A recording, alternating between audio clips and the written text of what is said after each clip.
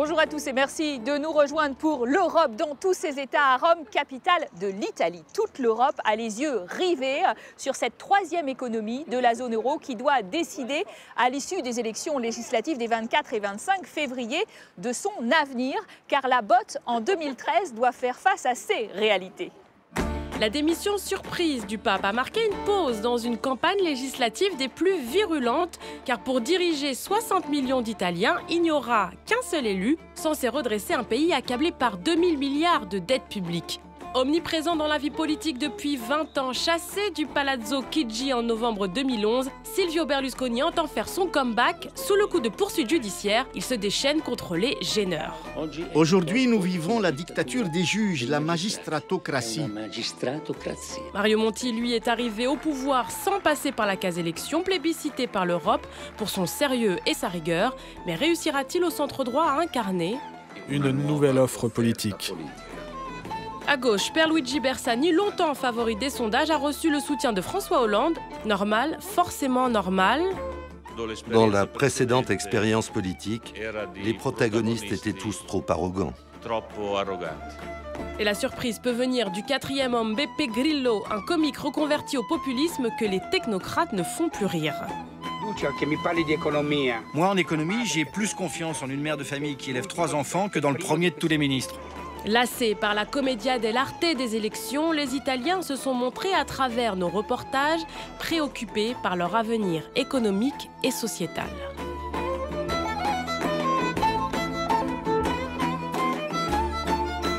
Le peuple de gauche a longtemps cherché son champion, accédant rarement au pouvoir avec des majorités fragiles. L'Europe connaît bien un certain Silvio Berlusconi, mania des médias, qui a achevé le plus long mandat de l'histoire italienne sur un parfum de frasques et de scandales. À Bruxelles, Mario Monti n'est pas tout à fait un inconnu non plus, puisque ancien commissaire européen, il professorait a mis son pays au régime sec. Mais qui est vraiment Pierluigi Bersani? Portrait très personnel signé Julie Dungeloff.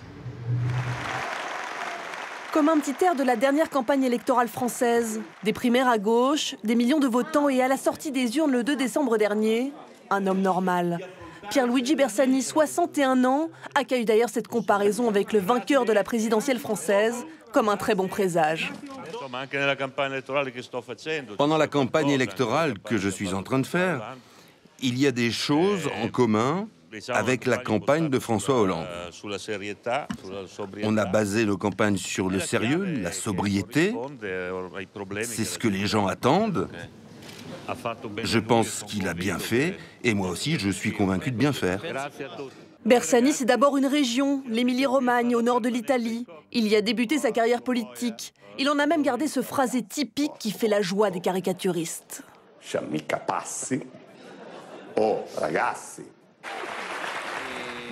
Bersani a une manière de s'exprimer bien à lui, en utilisant des proverbes que non seulement les étrangers ne comprennent pas, mais les Italiens non plus.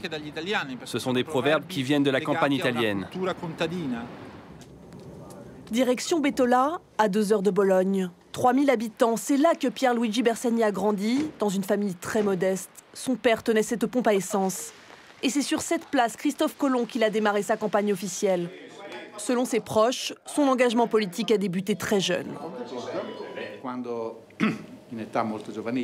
On était très jeunes tous les deux.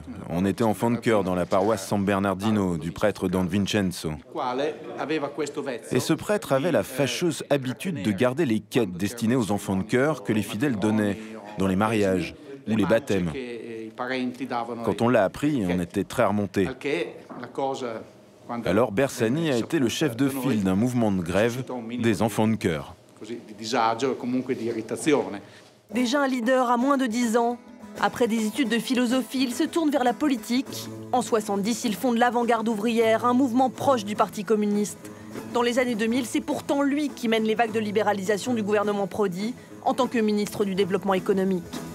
Alors, monsieur Bersani, du communisme au centre-gauche, n'y aurait-il qu'un pas?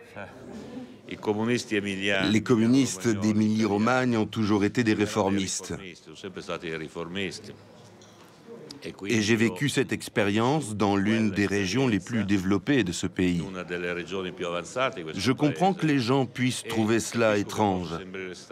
À gauche, notre tradition est à la fois libérale et sociale. La droite n'a jamais eu de composante libérale, alors on comble ce manque.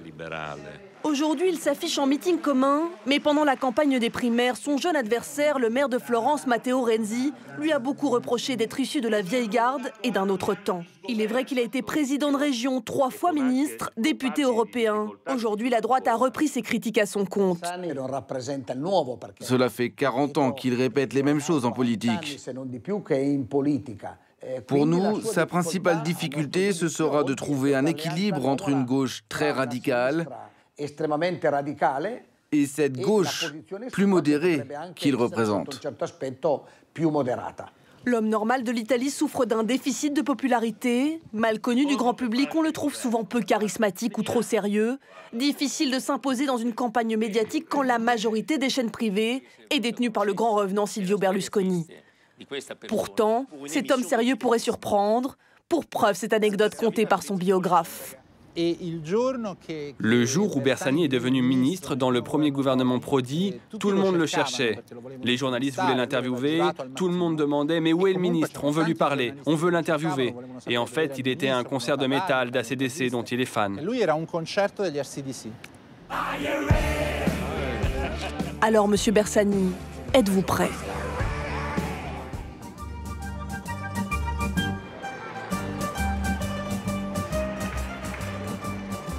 Et pour en savoir plus, nous allons à la rencontre de Niccolo Rinaldi. Bonjour, vous êtes député européen des libéraux et démocrates au Parlement européen. En Italie, c'est l'Isti di Pietro, c'est-à-dire l'Italie des valeurs. Et on a parlé de Bersani, effectivement. Il veut faire passer l'image d'un homme normal. Vous en pensez quoi ? La classe politique italienne, l'ensemble de la classe politique italienne a un sacré problème à être perçu comme normal par l'opinion publique. Parce que tous les politiciens, toute la politique a bénéficié et continue à bénéficier d'un tel nombre de privilèges et vivent très souvent dans une dimension qui est vraiment perçue comme autre par rapport à la normalité. L'Europe a les yeux fixés sur l'Italie pour des élections législatives qui vont déterminer le destin de ce pays, mais peut-être même de toute la zone euro. Il s'agit des élections déterminantes, oui, bien sûr. Après tellement d'années de M. Berlusconi et maintenant avec ces dernières périodes de M. Monti, on attend vraiment des changements réels. Et je crois que l'Europe s'est un peu habituée au fait qu'il y a une précarité dans la vie politique italienne. Il y a une contrainte européenne qui est là pour tous et c'est la rigueur budgétaire. Le fait, notamment dans un pays tel que l'Italie, qui a un déficit structurel extrêmement élevé, le fait qu'on ne peut plus continuer à vivre au-dessus de notre propre possibilité. Comment, par la suite, mieux gérer les fonds publics, ça c'est la vraie question.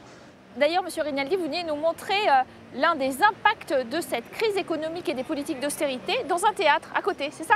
On y va.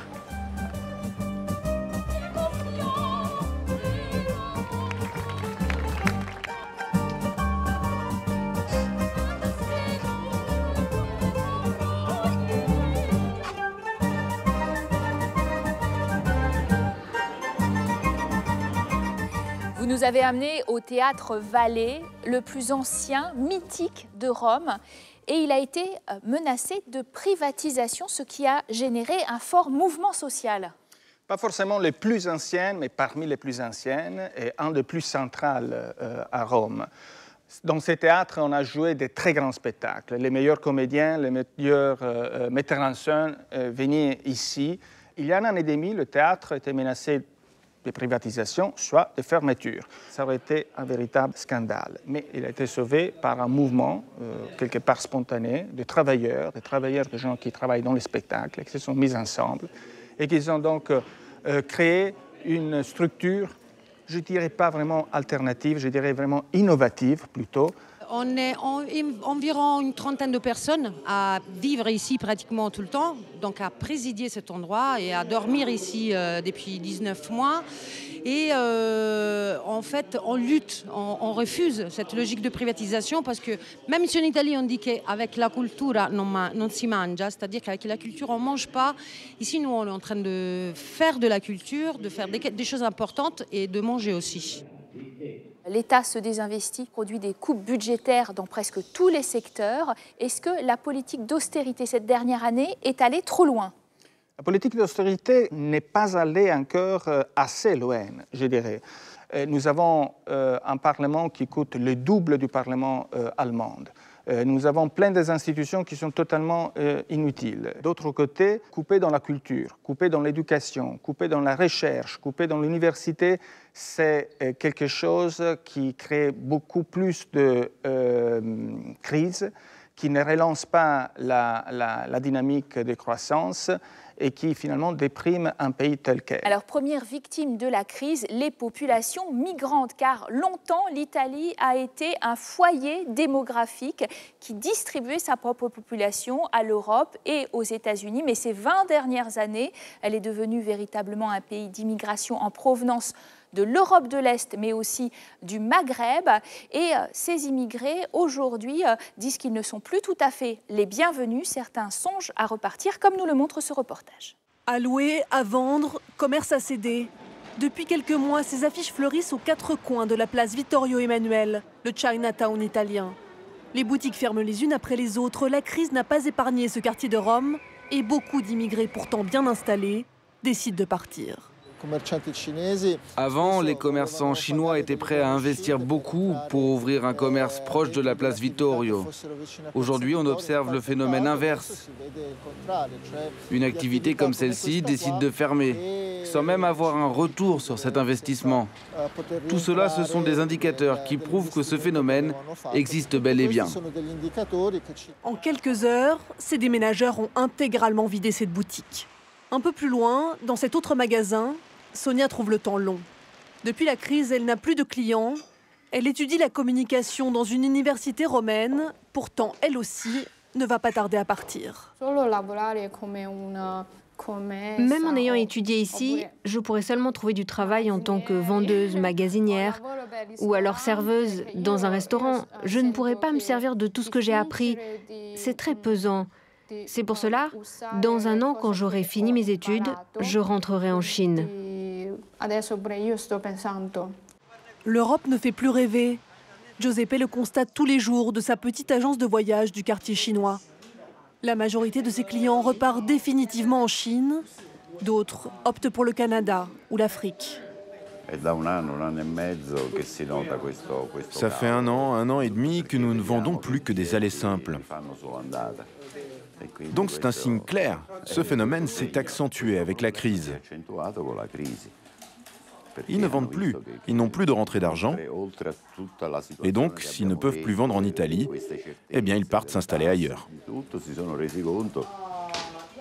À 700 km de là, Rosarno, une autre immigration, d'autres difficultés. Ici, les immigrés viennent d'Afrique et sillonnent le sud de l'Italie au rythme des récoltes. Roberto travaille pour l'organisation Emergency, une ONG italienne qui prodigue des soins d'urgence. Nous avons choisi de travailler avec la clinique mobile après 5 heures du soir, parce qu'en hiver, c'est l'heure où le soleil se couche. Et c'est l'heure où ils s'arrêtent de travailler dans les champs. D'habitude, Emergency opère dans les zones de guerre. C'est pourtant dans le sud de l'Italie qu'ils ont stationné leur clinique ambulante. Ces hommes viennent majoritairement du Mali ou du Burkina Faso. D'abord immigrés en Libye, ils ont fui la guerre en 2011 en traversant la Méditerranée. Et à l'arrivée sur le camp, nous constatons ces conditions de vie dramatiques. Pas d'eau, pas d'électricité, des bâches en guise de toit. Brahim nous emmène à l'arrière du camp, dans une maison en ruine. Mon ami, vous voyez où nous on dort. Vous-même, vous voyez le coin. C'est pas bon comme ça, non? Comme les autres, il travaille 10 heures par jour pour 25 €. Avec la crise, il arrive de plus en plus souvent qu'il ne soit pas payé. Sans papier et sans moyen de communiquer, il n'a aucun recours possible. Maintenant, nous-mêmes, on voit dedans que oui, vraiment, c'est pas facile pour l'Italie même ici, c'est pas facile. Prochaine étape pour ces hommes, Foggia dans les Pouilles et la récolte des tomates. Mais certains nous ont confié qu'il tenterait de regagner l'Afrique, l'Eldorado européen ne fait décidément plus rêver.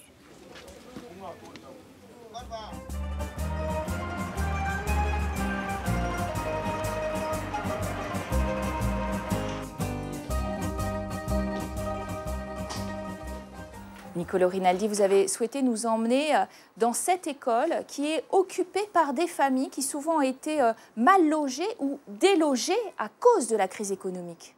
Une école qui a été ouverte pendant une douzaine d'années dès la mairie de Rome et par la suite, elle a été fermée il y a 5 ans. Et c'était un bâtiment qui était resté là, comme ça, inutilisé. Et ces gens qui justement n'avaient pas de toit l'ont occupé il y a plus ou moins 1 an. Ils ont trouvé ces bâtiments dans des états moyens, mais pas du tout convenables pour installer des familles. Et alors, ils ont commencé à faire des travaux eux-mêmes. Elle, c'est Pina. C'est la grande animatrice de l'école. Avec Serena, elles sont les leaders historiques de ce mouvement citoyen. Ça s'appelle le mouvement romain. Avec un PIB qui est en chute pour 2012 de 2%, un chômage au-dessus de 11%, ces situations de précarité se multiplient en Italie. Je dirais que l'Italie, c'est vraiment toujours basé sur la famille et la petite et moyenne entreprise. C'est les 2 piliers de cette société. Et c'est sur la famille aussi que se sont en train de reconstituer ce genre de noyaux de socialité et d'espoir, comme nous voyons ici dans cette école. Tenez compte que la mairie de Rome dépense 33 millions d'euros chaque année pour payer des résidences transitoires pour des personnes qui n'ont pas de logement. Ici, ça ne coûte strictement rien aux autorités.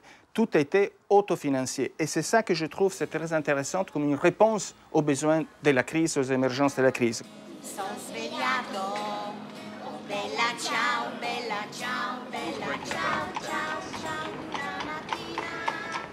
C'est la fin de notre première partie sous le soleil romain, mais on se retrouve juste après le journal télévisé pour une seconde partie, toujours en Italie, en pleine ébullition électorale. A tout de suite.